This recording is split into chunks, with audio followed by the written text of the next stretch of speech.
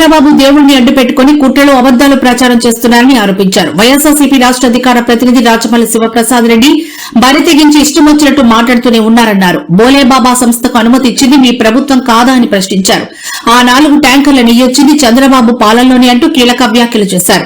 వైఎస్ఆర్సీపీ రాష్ట్ర అధికార ప్రతినిధి రాచమల్లి శివప్రసాద్ రెడ్డి మీడియాతో మాట్లాడుతూ మేము అబద్దాల కోరు చంద్రబాబుతో కొట్లాడుతున్నాం. ప్రతిరోజు ఆయనతోనే కొట్లాడకపోతే ఆయన చెప్పే అబద్దం ప్రపంచమంతా తిరుగుతుంది.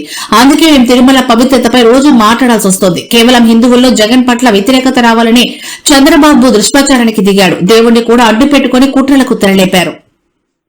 దేవుడైనటువంటి వెంకటేశ్వరానికి సంబంధించినటువంటి పవిత్రతకు సంబంధించిన అంశం కాబట్టి మేము కూడా పదే పదే భక్తుల యొక్క మనోభావాలను గెలిపించే దానికోసం తిరుమల తిరుపతి దేవస్థానం యొక్క పవిత్రతను కాపాడే దానికోసం మా వంతు ధర్మంగా ఒక భక్తునిగా ఒక రాజకీయ పార్టీకి సంబంధించిన వ్యక్తులుగా మేము పదే సాక్ష్యాలతో ఆధారాలతో మీడియా ద్వారా ప్రజలకు తెలియజేస్తున్నాం.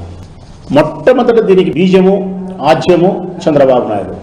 2024 సెప్టెంబర్ 18 ఆయన ముఖ్యమంత్రి అయిన మరుక్షణమే గాలి వార్తను ఆధారంగా చేసుకొని కేవలం జగన్మోహన్ రెడ్డి గారిని సర్వనాశనం చేయాలా, వైఎస్ఆర్ కాంగ్రెస్ పార్టీని భూస్థాపితం చేయాలా, ఈ దేశంలో ఉండబడిన హిందువులందరి హృదయాలలో జగన్మోహన్ రెడ్డి పట్ల విపరీతమైనటువంటి అసఖ్య భావాన్ని కలిగించాలా, ఈ ఒక్కదాని కోసం దేవదేవుడైన వెంకటేశ్వర స్వామి పట్ల ఆయనకు భక్తి లేదు, బజారుకి ఇచ్చినాడు.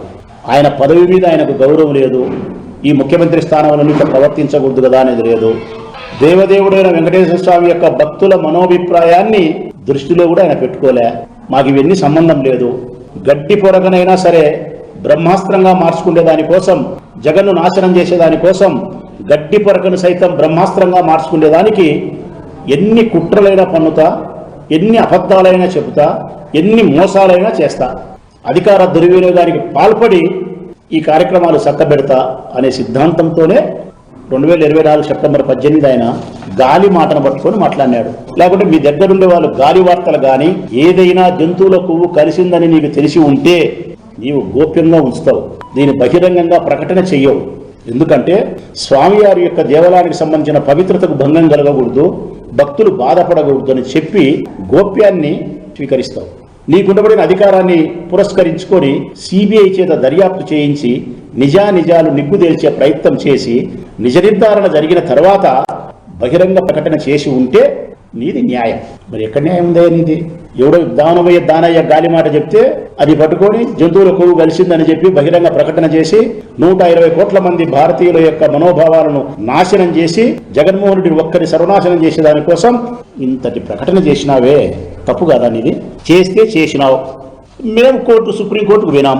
వైవి సుబ్బారెడ్డి గారు సుప్రీంకోర్టుకు పోయి ఇది చాలా ఘోరమైన ప్రకటన ముఖ్యమంత్రి గారు చేసినారు, దీని మీద సిబిఐ చేత విచారణ చేయించండి అని చెప్పి మా నిజాయితీని మేము నిరూపించుకునే దానికోసం సుప్రీంకోర్టు తలుపు తట్టింది వైఎస్ఆర్ కాంగ్రెస్ పార్టీ లీడర్ వైవి సుబ్బారెడ్డి.